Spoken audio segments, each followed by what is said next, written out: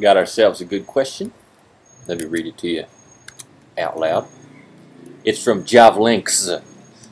I'd like to say thanks for responding to my last question about recovering my vertical after an injury. Since then, I've gained 3 inches back. Awesome. I was wondering about the importance of sprints and also specific quad exercises. I feel as if my quads are lacking in comparison to my other major muscle groups. I'd appreciate any suggestions to help build up the strength in my quads. Thanks. All the best from Jesse in Melbourne, Australia. Dang, I was just in Melbourne. We should have hooked up. Played some hoops.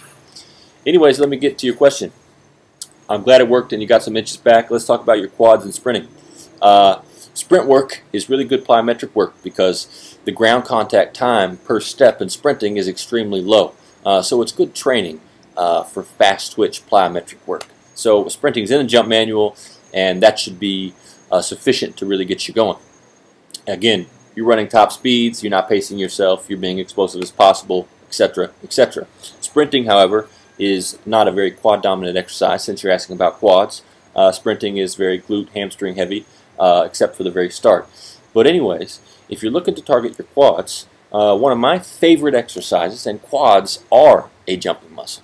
Despite all the hoopla that was about quads in past years or past month or whatever that you may still find on the internet, quads are very important for increasing your vertical leap. So one of the great exercises is to do front squats and or raise your heels. You see, typically a powerlifting squat, you push your hips out, and so your hips are going way back, but you don't jump like that. Usually when you jump, your knees are slightly in front, and that taxes the quads, which is why having strong quads will make you more explosive, more bouncy, and lighter on your feet as far as vertical movement. So if you get the front bar, or you can do a back bar and raise your heels and focus on not getting your hips so far back out. I'm just going to demonstrate. So when you do a regular squat, your hips go out like this, and because of that you're going to be hitting your hams and your glutes a little more. So with a front squat and your heels are raised, it changes the joint angles a little bit so that your knees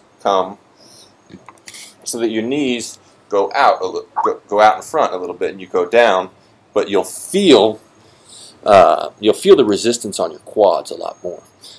So that's how you can kind of tweak your squat, because every squat isn't equal. So you do a powerlifting squat or you do an Olympic squat, they're different. So it depends on the joint angles. The joint angles will determine where the muscle tension is placed. So by putting your knees more out front, and mind you, make sure that your knees and toes are tracking.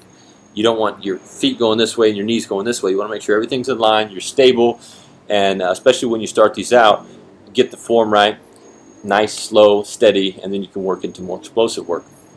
So that is how you can start building sport-specific quad strength, by tweaking that squat, tweaking them joint angles, and getting the tension on them quads. So I hope that helps.